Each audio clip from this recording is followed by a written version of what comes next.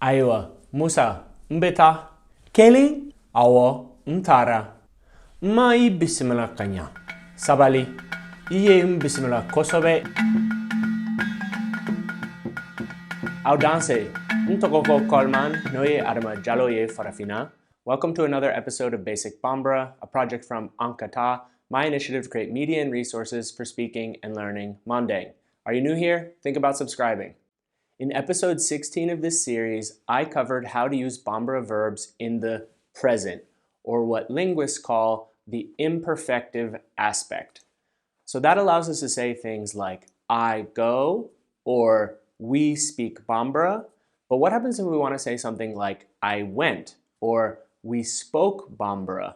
In that case, you need to know how to use verbs in the past, or what linguists call the perfective aspect.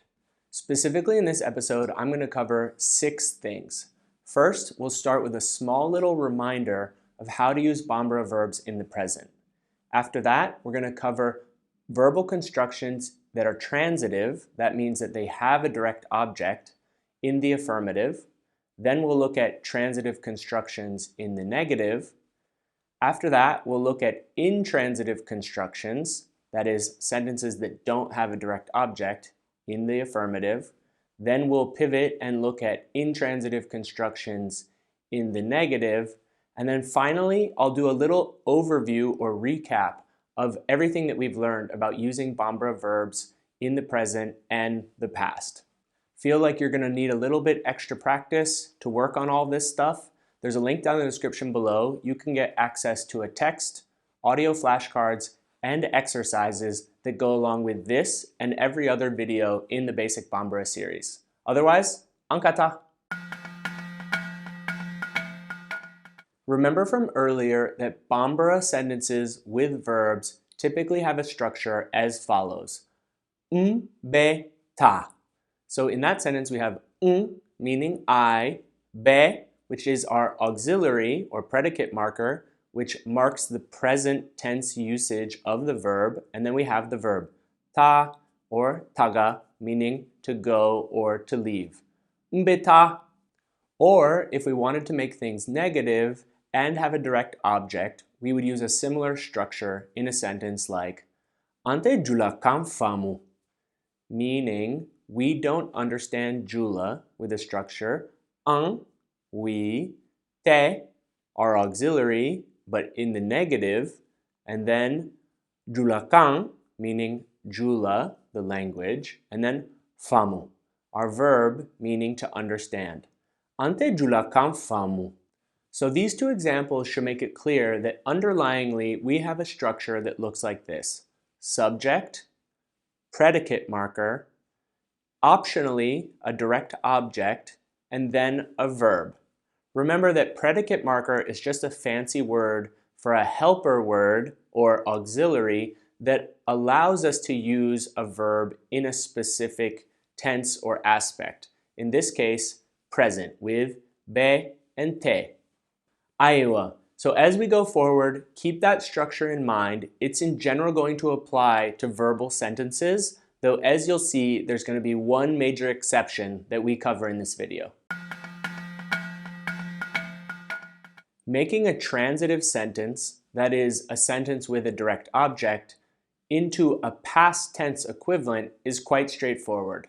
Let's start with a normal example in the present tense, something like Mbe chekoroba fo, meaning I greet the elder man.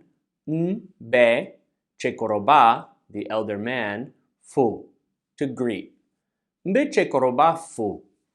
To put this sentence into the imperfective or past, we simply need to change the word be to its past equivalent ye.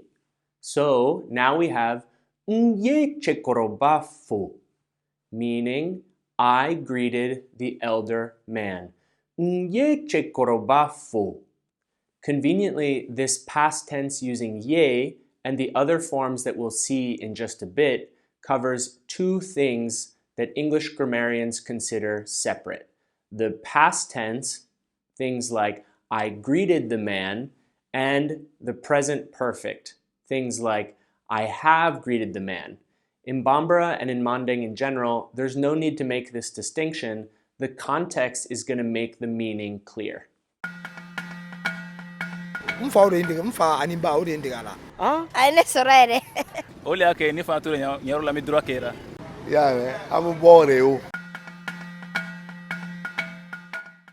the case of negative sentences, the underlying process is the same.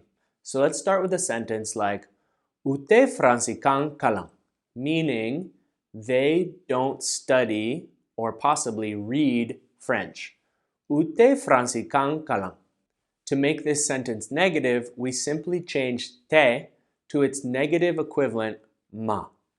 So now we have uma fransikan kalang, meaning they haven't studied or read French, or they didn't study or they didn't read French.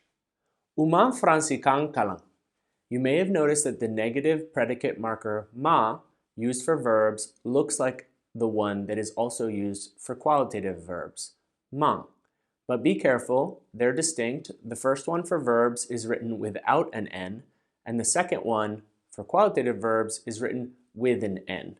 You can see this in examples such as this. Imam bamanakan kalang, omai, meaning you haven't studied Bambara, that's not good. Imam bamanakan kalang, omai. Never fuzike.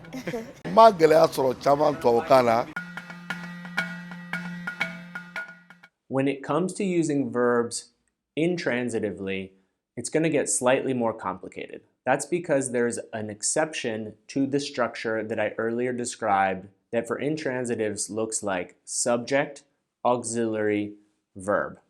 To see what I mean, let's take an intransitive, imperfective, or present tense sentence like the following. Mbeta, meaning I go or leave. Mbeta. To make this sentence perfective, that is, to put it into the past, we're going to do something slightly different. Instead of just changing the predicate marker be, we're actually going to drop it and we're going to add a suffix ra to the verb of the sentence. So now we have something that looks like this. Ntara, meaning I went or I left, and we have meaning I, and then ta, ra, which is going to be a word made up of two parts. We have the verb ta or taga, to go or to leave, followed by the suffix which is attached to it in writing, ra. And that ra is going to mark the verb as being used in the past or the perfective. Let's look at another example so that things are clear. So we can take a sentence like ubebo, meaning they exit, they, be, present tense, bo, exit or go out, ubebo. If we want to put this sentence into the past, we're now going to drop the be and add the perfective suffix ra. So our sentence now looks like this. Ubora, meaning they exited. They, bo, ra, with our verb bo combined with the perfective or past suffix ra. Ubora. It's important to notice that this past tense marker for intransitive verbs can actually take one of three forms, ra, la, or na. Which one you're going to use depends on the sounds that precede the suffix. If the consonant that precedes the suffix is a nasal, that is n, m, or nya, then the suffix would turn into na. So for instance, if we had a sentence like mbena, meaning I come, it would change, if we put it into the past, into nana, meaning I came. Nana. Note here that we wouldn't say nara because the verb na, its last consonant before the suffix, is a nasal, an n. So nana. If, on the other hand, the consonant that precedes the suffix is a liquid, meaning an R or an L sound, then the suffix will become la.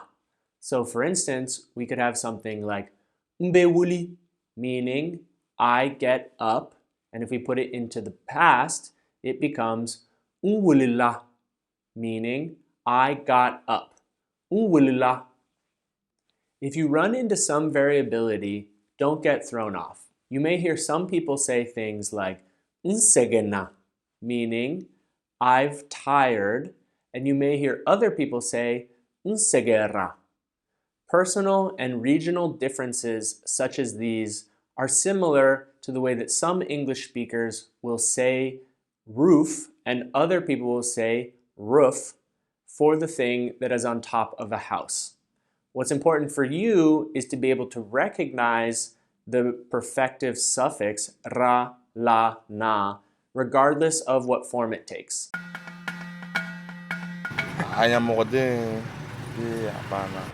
Mula nana afana wala ka sɔrɔ klon ate ne kuma na ma yɛlɛ ko wa bon agbuyara ambara tubabukan n taara ekɔli la le n y'ale fana ɲɛlɔ. Conveniently, or not, when it comes to negative intransitive constructions, we're actually not going to use a suffix, but we're going to use a more typical pattern that we already know. We're going to use the predicate marker ma. So let's start out with a negative intransitive construction in the present. Something like nteta, meaning I don't go. If we wanted to make this sentence in the past, then we would have to say something like mata, meaning I haven't gone or I didn't go. Mata. There you can see that all we did is the same procedure we did earlier with our other kinds of constructions. We switched the auxiliary te to its past equivalent ma. Ne kuke kaile dar Emerson. mata pase ne aye kasara ka ca kwa ne kon ma da ko non folo bang mala ne difference bala Mata wagaduti chama. Now that I've walked us through all the particulars of using Bambara verbs in the past, let's do a general recap about Bambara sentences using verbs. So the underlying structure for verbal sentences in Bambara is going to be subject, auxiliary, then optionally an object, depending on whether the sentence is transitive or intransitive, followed by our verb. Depending on how you want to use a verb, past tense, present tense, positively, negatively, you're going to pick a different auxiliary, be, te, ye, ma, and you're going to use that to signal which tense or which aspect you are using the verb in. The exception to this is going to be with intransitive verbs when they're used in the past affirmatively. In that case, instead of using an auxiliary that goes right after the subject, we're instead going to use the special suffix ra, la, na. Iowa, did you like this video? Do you wish that there were more legitimate resources for learning African languages on the internet? Me too. Think about becoming a patron or throwing me a tip. There's a link down in the description below. Otherwise, au kambe, alaka bidia.